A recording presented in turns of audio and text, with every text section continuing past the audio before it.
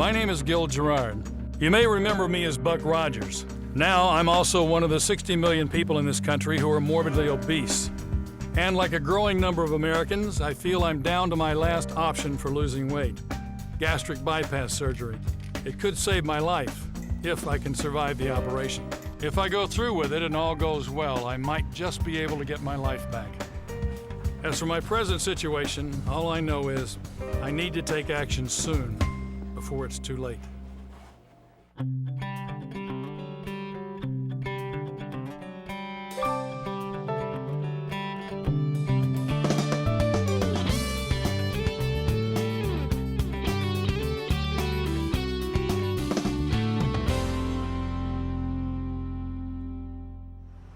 It's a beautiful autumn day in London. Buckingham Palace is bathed in sunshine and life carries on as usual. Just north of the city, however, it's a whole different universe.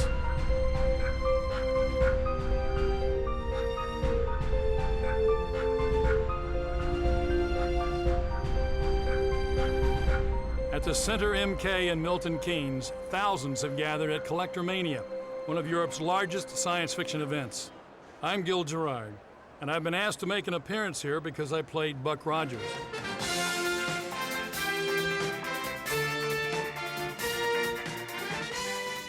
20th century weapons, where'd they come from? From an arsenal. Discovered near the ruins of the country's ancient capital, Washington, D.C. Washington, D.C. You mean to tell me that those old weapons could possibly be a threat to Earth? Those are nerve gas canisters, Wilma. Yeah, I'd call that a threat. Oh, boy. That nerve gas isn't just a threat. These days, I bear little resemblance to that guy in the white suit. In medical terms, at 350 pounds, I'm morbidly obese. My weight has drastically changed my appearance, hurt my acting career, and made me physically uncomfortable. Worse than that, it's now beginning to claim my health. It's imperative that I lose at least 130 pounds, but nothing seems to work, and I'm quickly running out of options.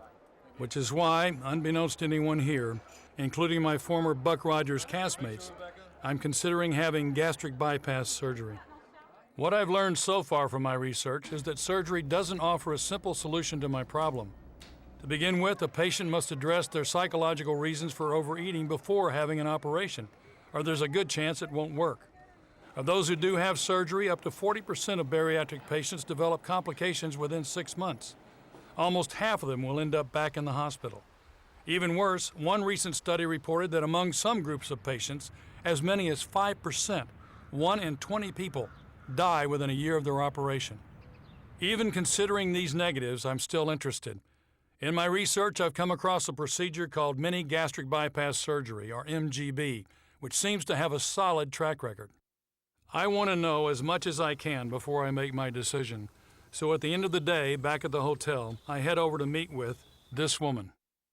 Joan Edwards, a former MGB patient, has come to talk with me about the procedure. The reason I started looking into gastric bypass surgery was that a friend of mine had had an operation, and he's like, "It's the best thing in the world. I've lost 130 pounds. It's amazing." The whole pressure, it's 100% removed, 100% removed, because you know you're not going to put the weight on again. His response was, "I wish I had done it years ago." I began to really take a look at my history of weight loss and the fact that I had literally been fighting it for about 40 years. I had had weight losses of 175 pounds, 100 pounds, 70 pounds. If I had been successful, I would have lost one batch of weight, and we wouldn't be talking about doing this operation. I asked Joan what led her to have the surgery. I was at that stage 255 pounds, and my joints were all hurting. I was out of breath.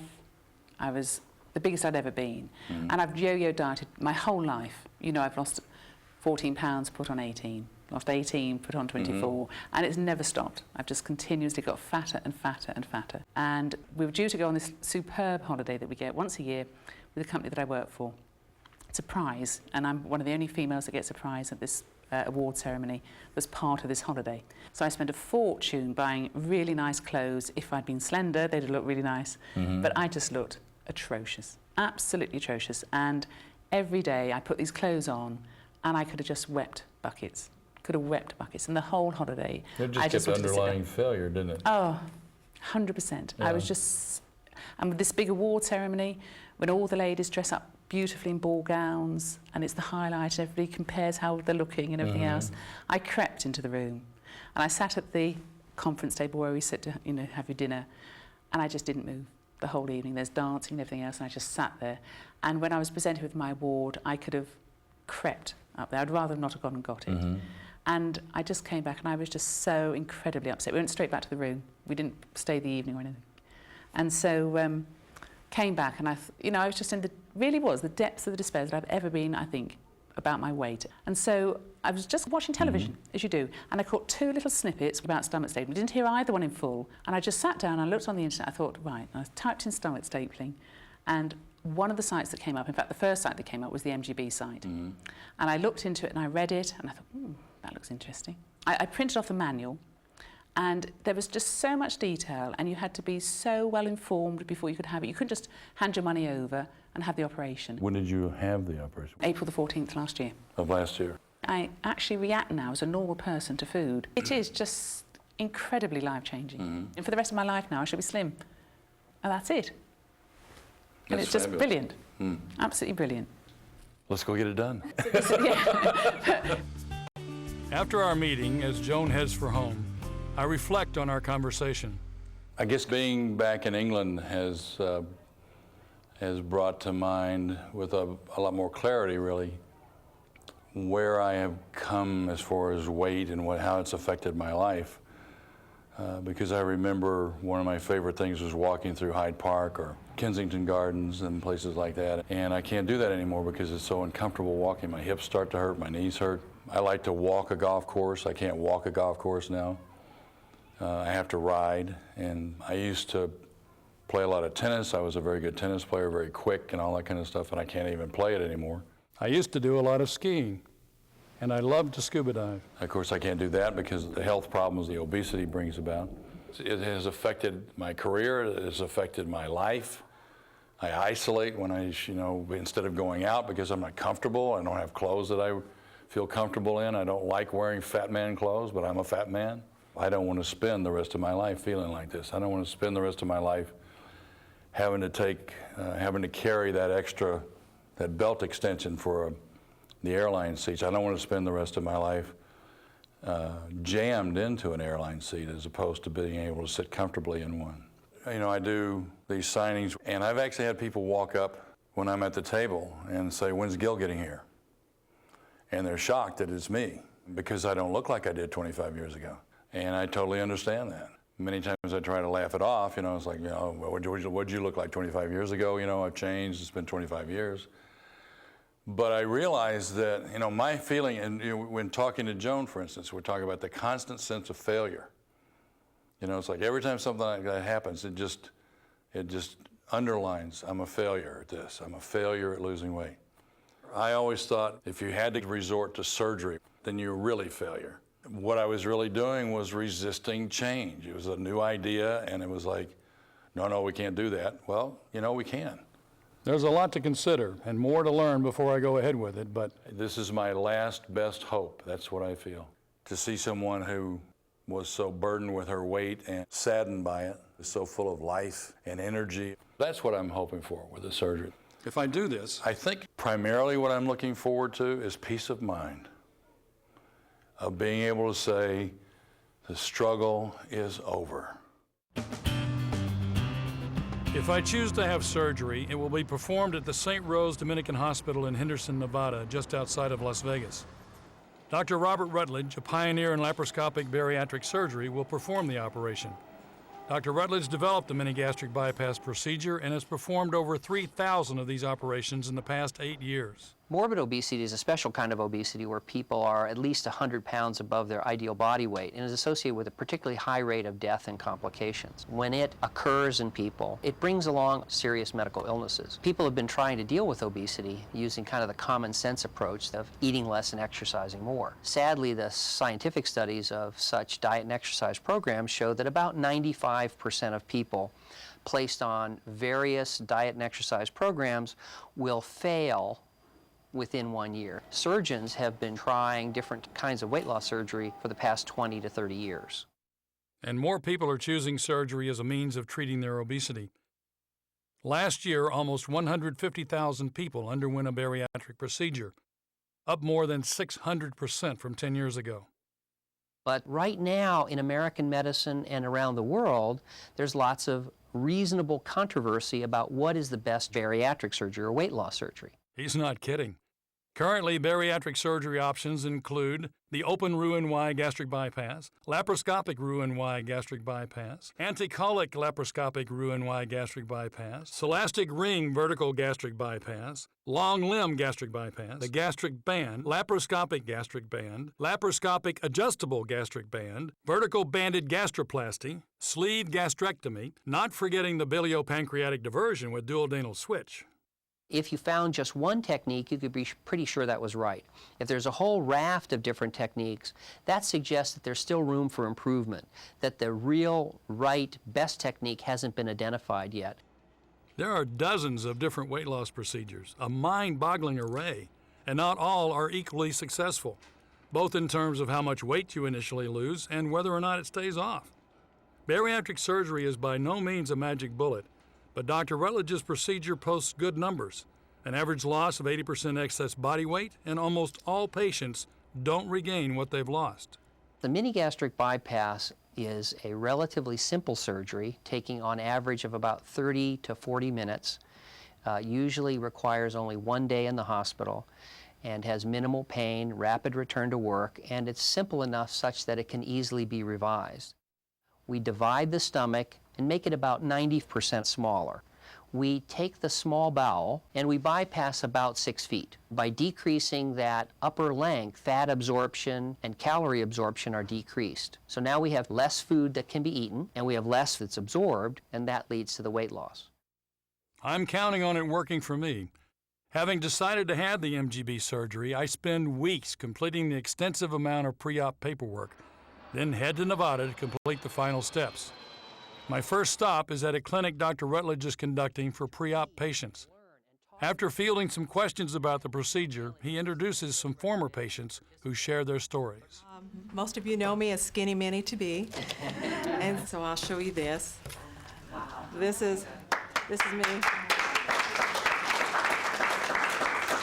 And I got rid of all my clothes except for one of my shirts. This is my 3X shirt that I wore.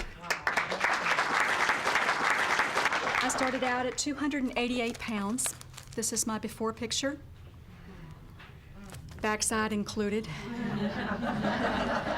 I had my surgery on November 5th, 2003. My doctor told me I was dying. I was going to be dead within 2 years. And I was going to be in a wheelchair by the end of that year. Now I have a kayak, I have a mountain bike, I have a road bike. The hardest part is to keep your toys limited. I was 402 pounds. I'm 210 pounds today. I was 328 pounds, and I am now 150. I have lost 74 pounds. I've lost 180 pounds. I've lost 120 pounds now. I am 14 months out. I'm 90 pounds lighter. This past May, my biggest joy was to be able to have my 18-year-old son go through this surgery. Since May, he's lost 125 pounds. As I listen to these people who've been exactly where I am now, who know exactly how I feel, they give me confidence in the surgery and in my decision to have it. Now it's just a matter of my health. Dr. Rutledge and I meet to review my medical history before I get approved for surgery. Mr. Gerard? How you doing, Doc? I guess this is our third visit together? Yes. I think the issues we want to go over today are, begin your final preparation and getting ready for the surgery. Discuss any other questions that are outstanding. Right. You're on the Coumadin beforehand. Right. We're going to take you off the Coumadin. And we had discussed the lisinopril and the Lovenox and the digoxin. Digoxin, yeah. As we discuss my medical history, it's clear to Dr. Rutledge that I'm not in the best of health. I think in general, looking at Gil, he comes across as a relatively active and healthy individual. I think as you talk to him more, as you spend more time with him, some concerns arise. Your medical illnesses that we're dealing with in preparation for the surgery, we can kind of just review those again. Diabetes, cardiomyopathy, AFib, atrial fibrillation, some PVCs with exercise. It's dangerous to have those illnesses. It's dangerous to have those illnesses and try and treat it with surgery. And I think in his case, we can safely do it. Having experience with people like Gil, I think we've got a good opportunity to get him safely through the surgery. Any other things that we ought to discuss in preparation for the surgery? You've answered all the questions I had, particularly about the medications just beforehand. Well, very good. Well, we'll see you soon. Okay, I look forward to it. Excited that I've been cleared for surgery, I head for home, still not fully comprehending just how serious my situation is. I'm not sure how bluntly I would tell a patient this. Without surgery, I'd be very concerned about his long-term results. Nobody can say for certain, but that's sure a setup for a high risk of a death within 5 years. 3 weeks after being approved for surgery, I'm on the road to Nevada. I was thinking this morning, I've emptied my refrigerator, my freezer of all the other kinds of foods that I won't be eating, that things will be a lot healthier. So I look around at my house and I think about the fact that I'll be more active, it won't be such a struggle. Just walking around or going up and down the stairs.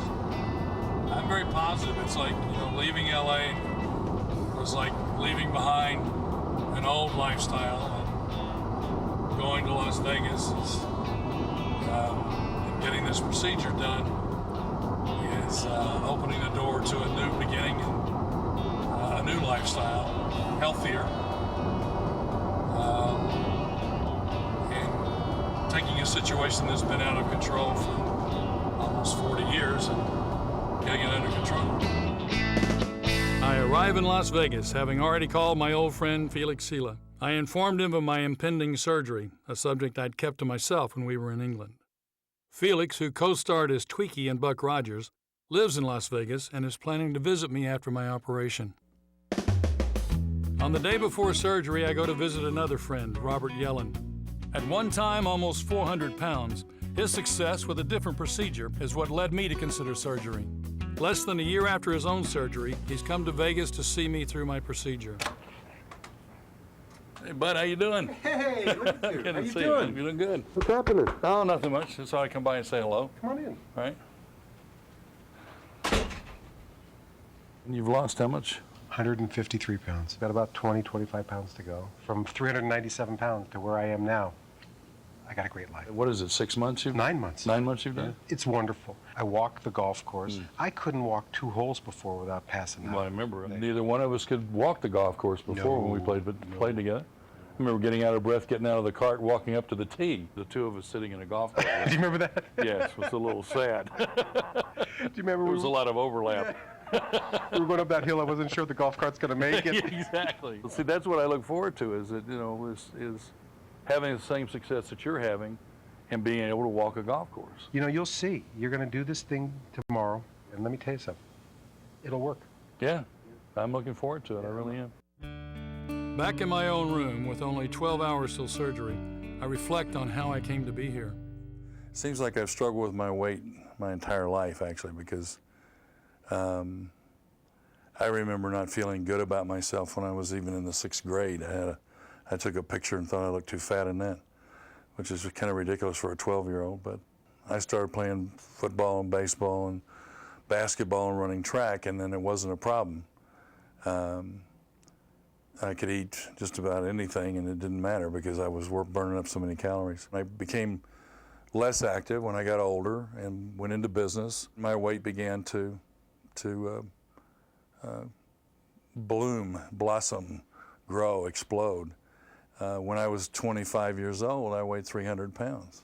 My mother helped me with this thing. There was a book out at the time called Calories Don't Count, which is basically a high protein, low calorie, low carbohydrate diet. And you took these capsules that were supposed to help you lose weight. And I lost weight. I actually lost all that weight. Got myself in pretty decent shape. And then I decided to become an actor. And I moved to New York for 10 years and lived there and worked. Margot, look, I'm not talking about the scenery. Look, we discussed all that in San Diego. Mid-Island is a good hospital. It's a good place to work. But it's not a teaching hospital. I really didn't have a problem with my weight because, again, I was very active. But it was always in the back of my mind that I had to watch it.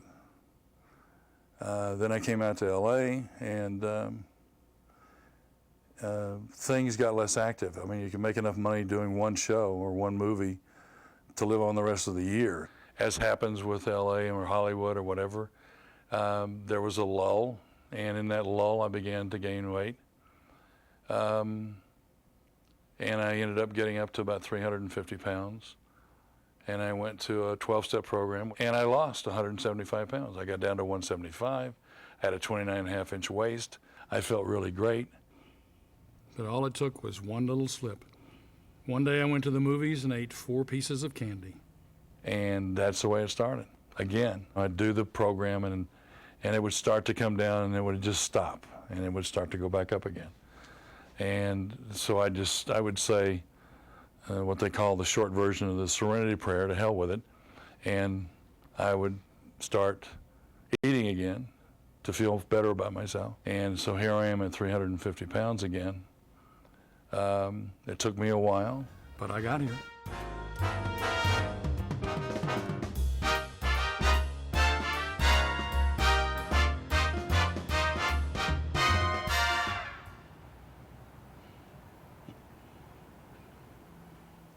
You know, it's really funny, is it's not really indicative of my lifestyle, or what I would like to be doing, but it's very symbolic of what I've done with my life, and that is that I've isolated myself from life, whether that's what I want to do or not.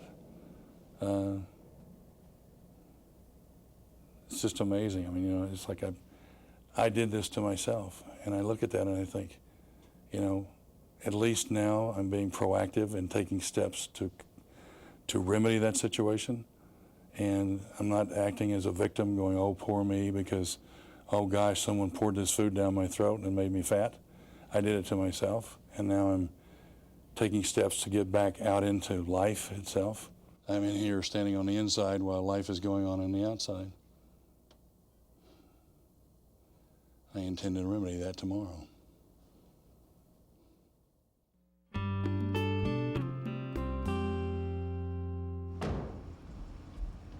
Walking into the hospital, it's hard for me to fathom that within a year I could be 175 pounds again, half of what I weigh now. But that's my goal, and I'm more than ready to get started. I'm glad you're here this morning. I thought you had a class or something. Yeah, well, they See, canceled I remember you it. saying And I also told my boss, I said, so I shorted up. So I said, I don't feel comfortable going to a class. Leaving my compadres, I need a finger. Hanging. Mm-hmm. So she arranged it, but then when we found out, they canceled it anyway. I'll be darned. So, right? Okay.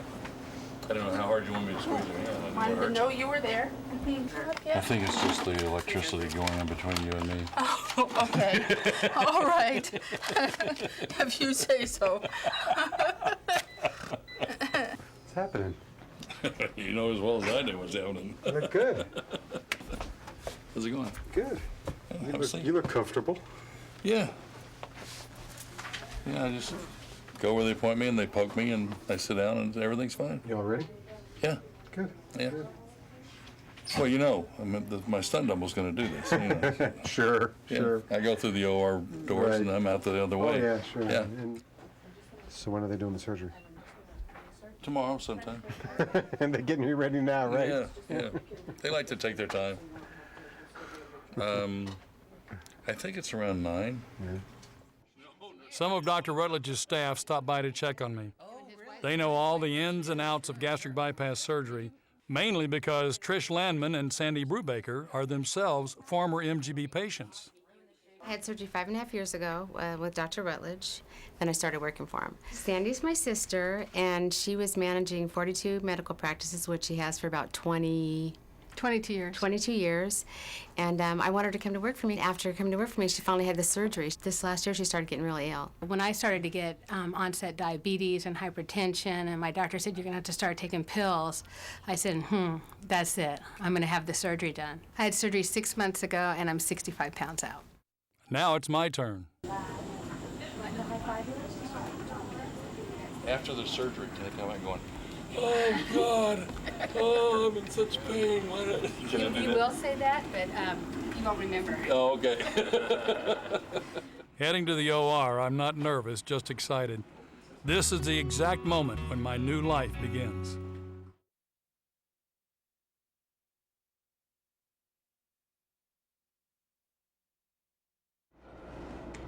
Right now, Gil's a person with heart disease, with diabetes, with significant risks. He's having to take a blood thinner to protect himself from clots. A month from now, he's likely not to be a diabetic anymore. He's likely not to have heart disease. He's likely to be active and to have lost 30 pounds already. And our hope is that he'll get more than 140-pound weight loss by the end of next year. All right, start time is now.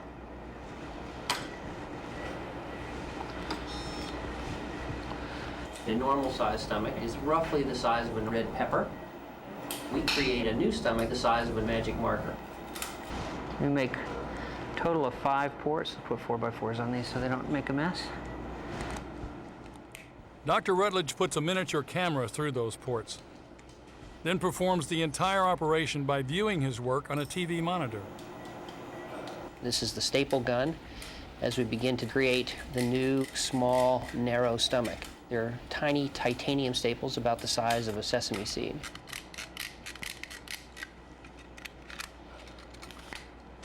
There's the beginning of the pouch being created on the left-hand part of the screen.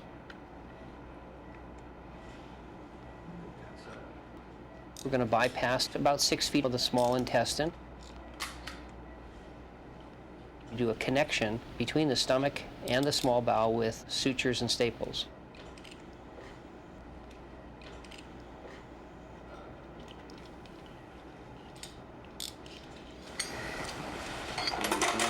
Operative time? 34. Good, 34. Hey, Gil, open your eyes for me. Good. The surgery's all over. How you doing, buddy? Gil, can you lift your head up for me? Good. That's perfect. Good work. While I'm being wheeled to my room, Dr. Rutledge checks in with Robert. Everything went smoothly. We had a little bit more bleeding than usual, so maybe a tablespoon instead of the usual teaspoon. But anesthesia went smoothly, no problems with that. He's awake, and everything basically went perfectly. Good. Yeah. Good. Very good. Glad Yeah, to- we're real happy. Everything went great. No problems at all. Before long, I'm awake enough to have visitors. Hey, Phyllis, how's it going? Right. I didn't expect to see you in a hospital. Well, I like a little drama, so I'm having a hard time keeping my eyes open. I'd go cross-eyed if I want to. No, don't open them. You just rest. We'll just sit here for a while. We'll visit with you. It was a study of my beautiful countenance. Yes, of course. A little later, Dr. Rutledge stops by on his rounds. Hey, what do you say? Feeling better? A little bit? Yeah. Starting to kind of take the edge off it? Yeah. And I understand my BP's going down, which is good. What was the last one? 151 over 102. Oh, yeah, So that's down from 187. That's much better. A little bit. Just keep checking on you. This is the worst of it, the next couple of hours, and then it's all downhill from here. He's already starting to perk up, though. Starting to feel better? Yeah. Yeah, it hasn't been, I mean, if that's the worst of it, It is. it's not bad.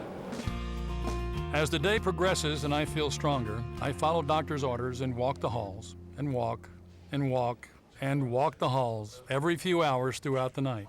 It's part of the post-op process to prevent blood clots and pneumonia.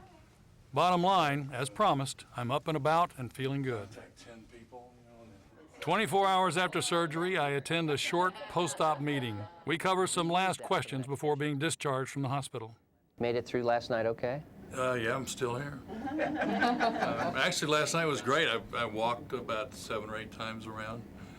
And I actually came down here and weighed myself about 4 o'clock. I lost 2 pounds. I lost 2 pounds this morning. Yeah. That's so amazing. I couldn't help it. There was that scale. I had to step on it. What do you think? It's pretty cool, huh? Yeah. I did. I'm really happy to get started with my life, you know? Yeah, and it wasn't too bad? It wasn't too bad. Are you kidding? I think I had a worse time with an ingrown toenail. Yeah, it's pretty cool. Yeah. Once I sign my discharge papers, I'm on my way.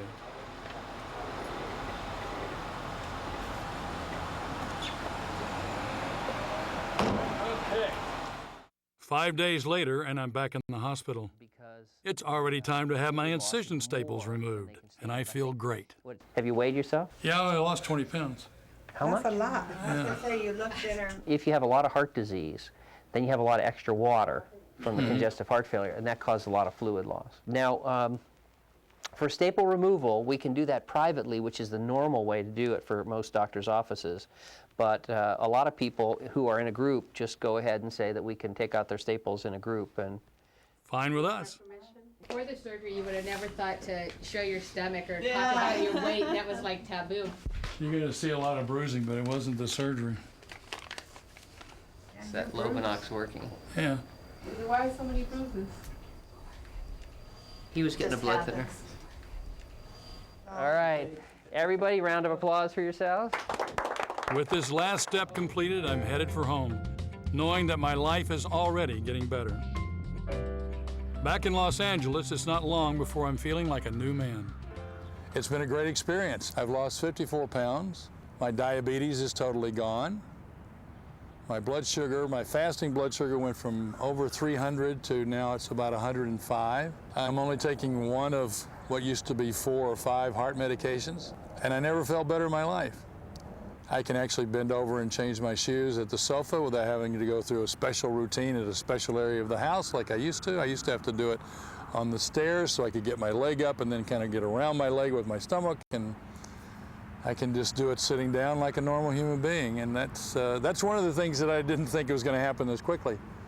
I have an incredible sense of well-being and a sense of peace from the results that have happened from the surgery.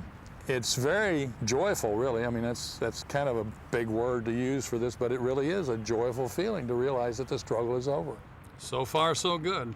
I can't wait to see what happens next.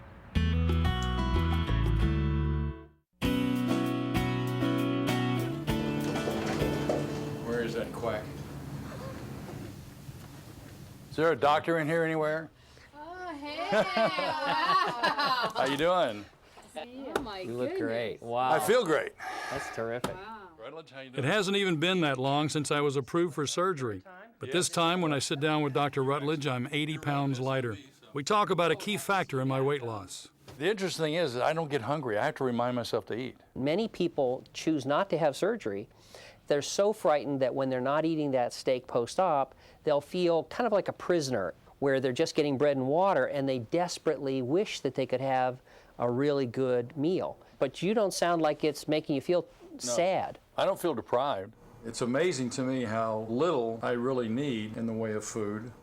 That's what I eat now. This is what I used to eat, about 3/4 of a chicken, a full side of green beans or cream spinach or sometimes potatoes, and a chicken Caesar salad, which is a full dinner unto itself. Most of the time I was full.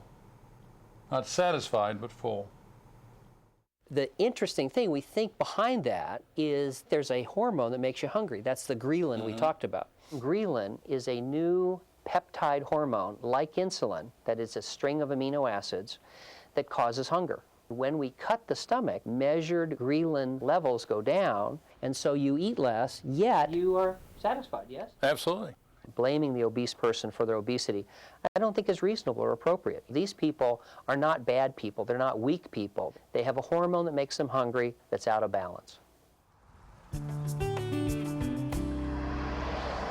I'm making my weekly drop to Goodwill because of all the clothes that don't fit anymore. Because somebody can wear them.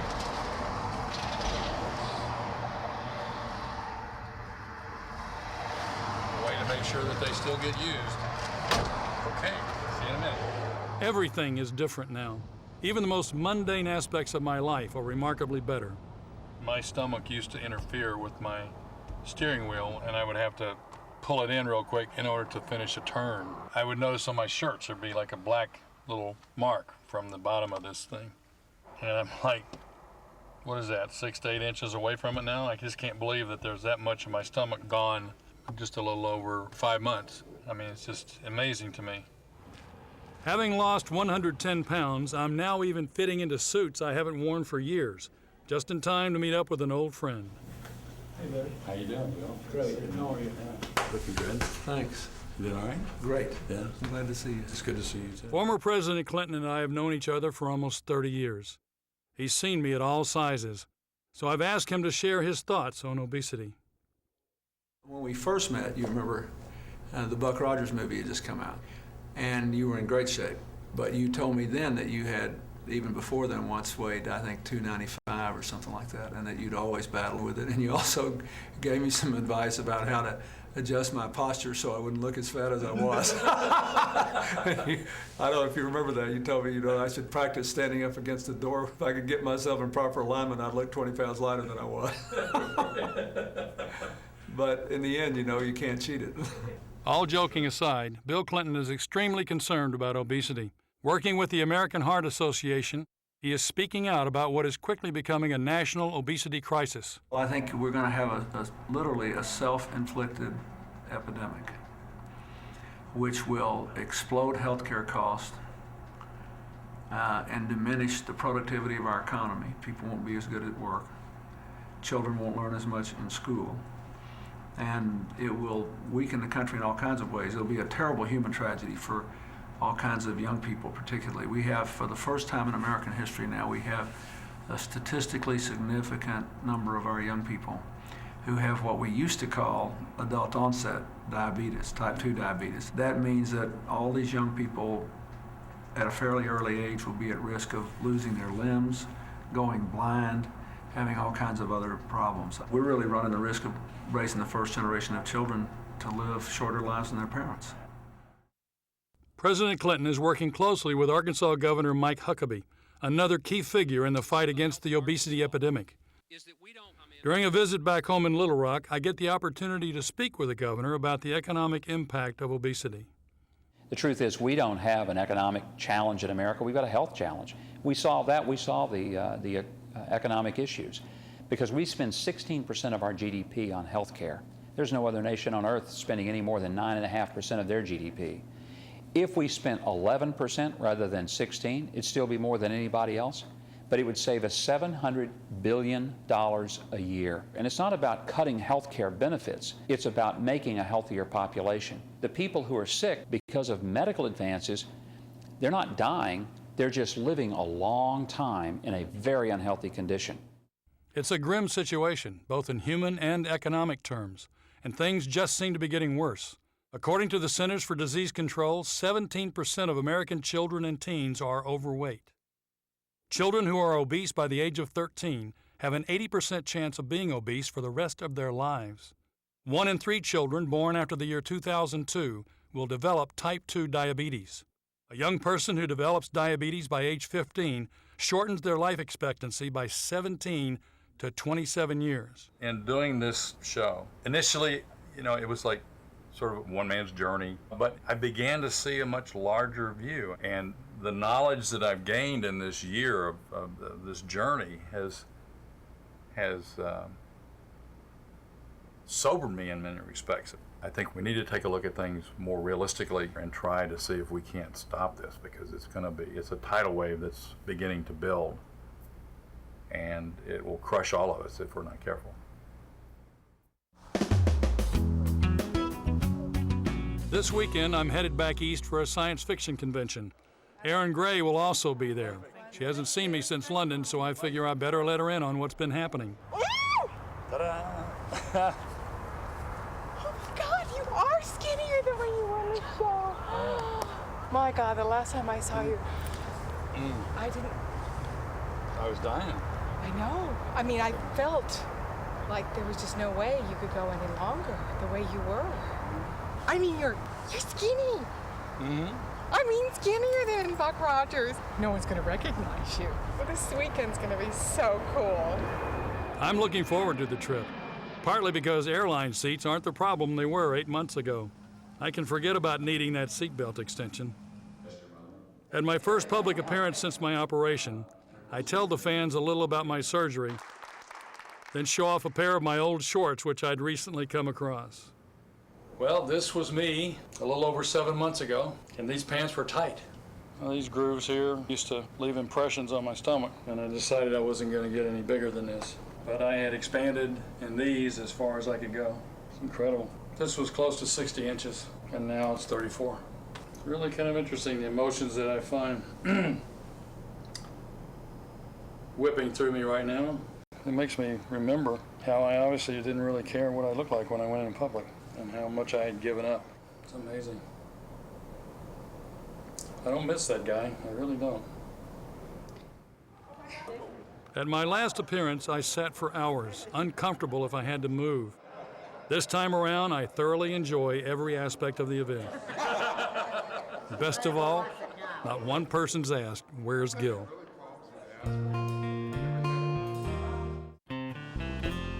I'm now 145 pounds lighter, and I feel better every day. But just to make sure I'm really healthy, I meet with Dr. Richard Lander, my regular physician, to review where I am health-wise.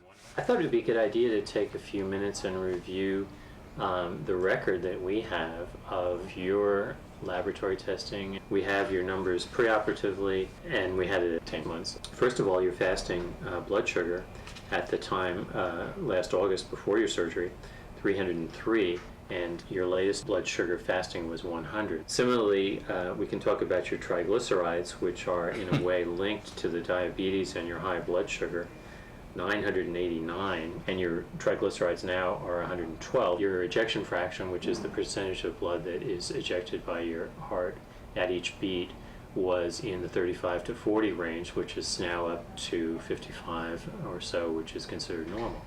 So your body is responding in a positive way to these metabolic changes. I wanted to really chart factually how well I'm doing, to not just go, well, I'm losing the weight and I feel really good, and then but not have anything, you know, any real basis for it as far as medically concerned. And these are incredible. I mean, I think I'm very heartened by each time those numbers go down.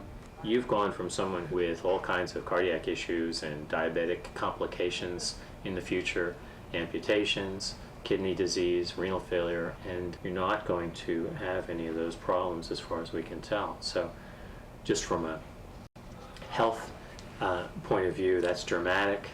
For those of us who are interested in the economics of health, this surgery has potentially saved hundreds of thousands, if not millions of dollars in future medical expenses. We spend how many millions of dollars keeping people alive, but we're talking here about something which is even more difficult and less quantifiable, which is your quality of life. Mm-hmm. Who can put a price on your quality of life? Actually, it's priceless. It feels good to be able to move again. I started working out shortly after the surgery, but now I'm getting all kinds of exercise. I'm doing things that I haven't been able to do for years.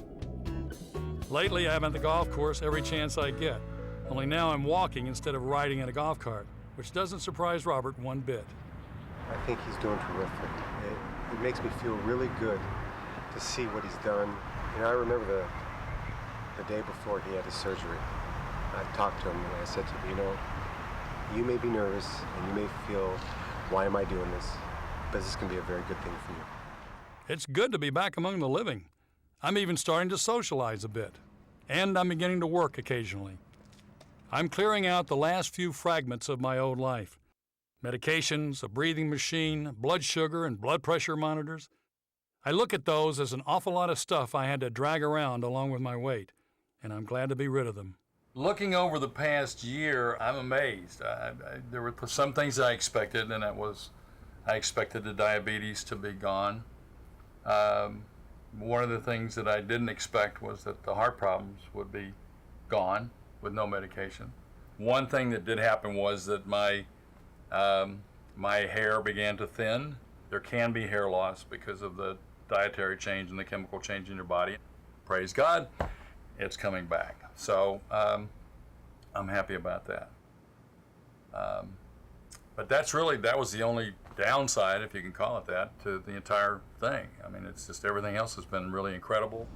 I went from weighing 353 pounds down to 210. The interesting thing for me is that I had a sort of a goal in mind of 175 pounds, and I'm not there, but I'm totally happy with where I'm at. The major lesson that I've learned is that you know, it's an old saying, actually. If you don't have your health, you got nothing. I went from having nothing to having everything, and I'm very grateful for that. If I hadn't had the surgery, where would I be? Lord, if I was lucky, I'd be dead. Because I wouldn't want to be living the life I would have been living a year later if I hadn't had the surgery. I really did not want to die. I really wanted to live. And I must say I'm really happy that I did what I did. I have no regrets whatsoever. It's been a remarkable, exciting, and fulfilling year. I've conquered my weight problem, and this time I'm starting to really believe it's for good. I have my health back, I have a life again, and I have a future. Couldn't ask for much more than that. But I probably will.